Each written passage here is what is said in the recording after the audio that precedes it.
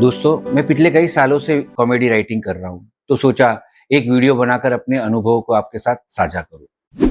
Comedy film हम सबको पसंद आती है और अच्छी कहानी हो तो वो हमेशा ही कॉमेडी फिल्म जो है वो बॉक्स ऑफिस पर धूम मचाती है। पर ये कॉमेडी कहानी लिखते कैसे हैं? तो मुझे लगता है दोस्तों कि अगर एक खास पैटर्न को फॉलो किया जाए तो ये कॉमेडी कहानी कोई भी लिख सकता है। उस पैटर्न में कुल 7 पॉइंट है और मैं उन पॉइंट्स को एक-एक करके आपके साथ शेयर करूंगा। मैंने देखा है कि कॉमेडी कहानी में अक्सर मुख्य किरदार दूसरे किरदारों से कुछ न कुछ छिपाता है।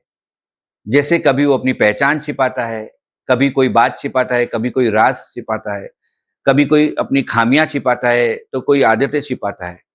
कुछ न कुछ छिपाने से हमेशा ही फनी सिचुएशन क्रिएट होती है।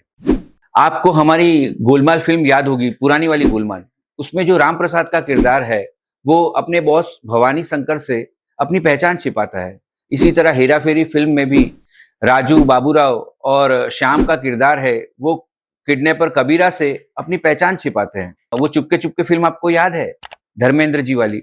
उसमें धर्मेंद्र जी का किरदार ड्राइवर बनकर ओम प्रकाश जी के जो किरदार है उनसे मिलता है, तो वहां पर भी वो अपनी पहचान छिपाते हैं। तो इसी तरह कुछ ना कुछ छिपाना हमेशा फनी सिचुएशन क्रिएट करता है। एक कहावत आपने सुनी होगी, एक झूठ बोलो तो 1000 झूठ बोलने पड़ते हैं। इसमें मुख्य किरदार एक झूठ बोलता है, फिर उसमें फंसता ही चला जाता है। बस यही बात है, ऐसे ही कॉमेडी क्रिएट होती है। दूसरा पॉइंट है इंटरेस्टिंग कैरेक्टर्स। ये फनी इंटरेस्टिंग कैरेक्टर बनते कैसे हैं? ऐसे जो फनी कैरेक्टर्स होते हैं वो कई तरीकों से क्रिएट होते हैं, पर उसमें एक जो तरीका है उससे हमेशा यादगार कैरेक्टर्स क्रिएट हुए हैं जो टाइमलेस हैं, आज भी हम उन्हें याद करते हैं। ऐसे किरदार हमेशा सर्वाइवल सिचुएशन से जूझते हैं। कह सकते हैं ऐसे किरदारों को गरीबी और बेरोजगारी जन्म देती है। ना तो उनके पास कोई पैसा होता है, ना काम होता है, ना घर होता है। उनमें आत्मविश्वास की भी कमी होती है। अभी सोचता हूं तो सबसे पहला जो नाम है वो चार्ली चैपलिन का मेरे दिमाग में आता है। आपने उनकी फिल्मों में देखा होगा, वो हमेशा ही पैसों की तंगी से जूझते थे। उनका एक सीन आज भी मुझे याद आता है कि इतनी भूखमरी थी और गरीबी थी कि वो अपना जूता पकाकर खा जाते हैं। इसी तरह लॉरेन हार्डी, उन्हें भी हमेशा अपने किराए के पैसे भरने में दिक्कत होती थी। और हेरा फेरी की बात करें तो आपको पता ही है, उसमें बाबूराव, श्याम और जो राजू का किरदार है वो कंगालियत से ही जूझ रहे थे। तो ये जो कैरेक्टर होते हैं ना, तो आप कह सकते हैं ऐसे कैरेक्टर्स का जो है ना पेट खाली होता है, पर दिल जो है ना वो सपनों, आशाओं, उम्मीदों और आंसुओं से भरा होता है। तीसरा पॉइंट है कोइंसिडेंस, यानी कि योगानुयोग, उसे हम संयोग भी कहते हैं। कॉमेडी कहानी में हमेशा ही संयोग से बहुत ही फनी सिचुएशन क्रिएट होती है। आपने गोलमाल फिल्म देखी है ना, तो उसमें वो जो राम प्रसाद है वो फुटबॉल मैच खेलने जाता है, तो संयोग से भवानी शंकर उसके जो बॉस है वो भी वहां आ जाते हैं।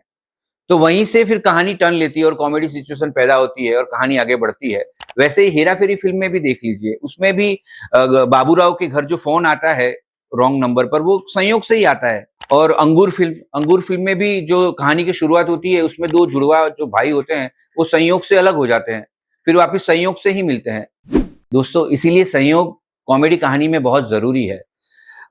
मैं कह सकता हूं ऐसे कि संयोग वो धागा है जो बिखरे हुए किरदारों को और उलझी हुई सिचुएशनों को आपस में जोड़ देता है। दोस्तों, अब आते हैं हमारे चौथे पॉइंट के ऊपर। चौथा पॉइंट है यूनिक लव स्टोरी। देखिए, हिंदी कहानी लिख रहे हैं, हिंदी फिल्म की कहानी लिख रहे हैं, तो मुझे लगता है लव स्टोरी होनी चाहिए। मैंने देखा है कि यूनिक लव स्टोरीज हमेशा ही बहुत अच्छी कॉमेडी सिचुएशन क्रिएट करती हैं। जैसे कि पड़ोसन में जो भोला और बिंदु की जो लव स्टोरी थी वो डिफरेंट थी थोड़ी। हेरा फेरी की भी बात कर लीजिए, हेरा फेरी में भी छोटी सी लव स्टोरी थी श्याम और अनुराधा की, उसमें भी हमको बहुत मजा आया था और बहुत सारी फनी सिचुएशन क्रिएट हुई थी। और मुझे याद आ रहा है चुपके चुपके, जिसमें जो धर्मेंद्र जी की और शर्मिला जी का किरदार की जो लव स्टोरी होती है, उस समय बहुत ही अलग थी। कह सकते हैं कि अगर आपकी लव स्टोरी थोड़ी सी यूनिक होगी तो उसमें कुछ नई सिचुएशंस भी क्रिएट होती हैं और वो दर्शकों को अच्छी लगती है। उसके पीछे वजह है कि जो मेल और फीमेल के बीच में जो तकरार होती है ना, वो हमेशा ऐसी फनी सिचुएशन उससे क्रिएट होती है। हमारा पांचवा पॉइंट है किरदार का मोटिव, उसका सपना, महत्वाकांक्षा, गोल, उसकी कोई इच्छा, चाहतें। कॉमेडी कहानी में किरदार का कोई ना कोई मोटिव होता है। आप कहेंगे कि हर टाइप की कहानी में तो मोटिव तो होता ही है। कॉमेडी कहानी में जो मुख्य किरदार होता है उसका कोई ना कोई सपना होगा, आशा होगी, महत्वाकांक्षा होगी या कोई गोल होगा या कोई ऐसी इच्छा होगी जो उसे पूरी करनी होगी। हाँ, कॉमेडी कहानी का जो मोटिव होता है वो उसकी बात थोड़ी अलग है। कॉमेडी कहानी में जो मोटिव होता है वो ज़्यादातर साधारण और सिंपल होता है। जितना साधारण सिंपल मोटिव होगा, दर्शक उतना ही उससे कनेक्ट करते हैं। आप फिर वही बात लूँगा, गोलमाल में भी मोटिव क्या था? उसको जॉब पाना था। राम प्रसाद का मोटिव था एक जॉब, अच्छी जॉब पाए मिले और उसको वो बचाने के लिए वो सारी जद्दोजहद करता रहता है। वैसे ही हेरा-फेरी में भी मोटिव क्या था? राजू का मोटिव था अपनी माँ के लिए पैसे कमाने हैं। बाबूराव का मोटिव था अपना कर्जा चुकाना है। श्याम का मोटिव था नौकरी चाहिए। ऐसे कई सारी आप फ़िल्में देख लेंगे। मुन्ना भाई में भी मोटिव क्या था? जाह्नवी का प्यार पाना है। एकदम सिंपल और साधारण मोटिव होता है तो उससे दर्शक तुरंत कनेक्ट करते हैं और वो उससे जो कॉमेडी क्रिएट होती है वो रिलेटेबल होती है। रुकावटें, रोड़े, आप कहेंगे कि किरदार को हर्डल्स तो हर तरह की कहानी में आती है, हर टाइप की कहानी में देखने को मिलती है। पर जो कॉमेडी कहानी की जो हर्डल्स होती है वो थोड़ी अलग है। उसको पूरा करने के लिए उसको जो चुनौतियाँ आती हैं वो एकदम असाधारण होती है। जैसे कि मुन्ना भाई में लगे रहो मुन्ना भाई में मुन्ना भाई को जाह्नवी का प्यार पाना है, वो एकदम साधारण मोटिव है। पर वो प्यार पाने के चक्कर में उसको गांधी जी नज़र आने लगते हैं। वो एकदम असाधारण बात है। इसी तरह हेरा-फेरी की बात करते हैं। हेरा-फेरी में भी राजू बाबूराव और जो श्याम का किरदार है, उसे विक्टिम भी बनना है, किडनैपर भी बनना है और उनका खुद का किरदार तो है ही। तो इन तीनों की जब खिचड़ी पकती है, उससे फनी सिचुएशन क्रिएट होती है। एक साथ 3-3 तरह की पर्सनैलिटी उनको प्ले करनी पड़ती है। देखो दोस्तों, खाना तो बन गया है, सारा मसाला आ गया है, पर उसको तड़का लगाना है। तो जो 7वां पॉइंट है, समझो एक तड़का है। वो है मैडनेस, पागलपंती, ओवर द टॉप कॉमेडी। तो ये बहुत ज़रूरी है क्योंकि आप देखते हैं कि अंदाज़ अपना अपना में एक सीन है जिसमें अमर प्रेम 7,500 का चिल्लर लेके अपने ससुर को छुड़ाने जाते हैं। परेश रावल जी का जो किरदार है उसे। तो ये बहुत मैडनेस बात है ना कि 7,500 का चिल्लर लेकर जा रहे हैं। वैसे ही हेरा-फेरी फ़िल्म तो पूरी मैडनेस से भरी हुई है।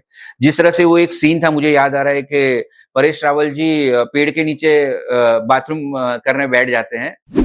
तो मैडनेस जो होती है वो भी बहुत ज़रूरी है हमारी कॉमेडी को एक धमाल कॉमेडी बनाने के लिए। उससे फ़िल्म लोगों को बहुत ज़्यादा पसंद आती है। बहुत सारी फ़िल्में ऐसी, हंगामा है, हलचल है, उसमें वो मैडनेस कॉमेडी कह सकते हैं हम उसको। ये सारे पॉइंट्स तो हो गए, पर कॉमेडी कहानी बनाने के लिए ये चीज़ों का सही से इस्तेमाल होना चाहिए। जैसे उसका एग्ज़ीक्यूट प्रॉपरली होना चाहिए। अगर फ़ोर्सफुली हो गई, फिर वो कॉमेडी इतनी अच्छी नहीं लगती, वो दर्शकों को लुभाती नहीं है। इसीलिए उसका एकदम सही से एग्ज़ीक्यूशन हो, वो बहुत ही ज़रूरी है इन सारे पॉइंट्स का। ऐसे ही कॉमेडी कहानी बनाने की बहुत सारी दूसरी भी पैटर्न है, पर एक खास बात आपको कहूँगा, जैसे कि अलग-अलग जेनर है हमारे, एक्शन हो गया, हॉरर हो गया, फैमिली ड्रामा हो गया, मिस्ट्री हो गया। ये सारे जेनर में क्या है कि कहानी थोड़ी-सी भी प्रेडिक्टेबल हो गई, दर्शकों को अंदाज़ा होगा कि आगे क्या होने वाला है, तो वो कहानी जो है, वो बोरिंग हो जाती है। पर कॉमेडी को एक वरदान है। कॉमेडी अगर अनप्रेडिक्टेबल होगी, तो भी दर्शक हँसते हैं और प्रेडिक्टेबल होती है, तो कभी-कभी और ज़्यादा हँसते हैं। तो वो कैसे? आप मुझे बताइएगा।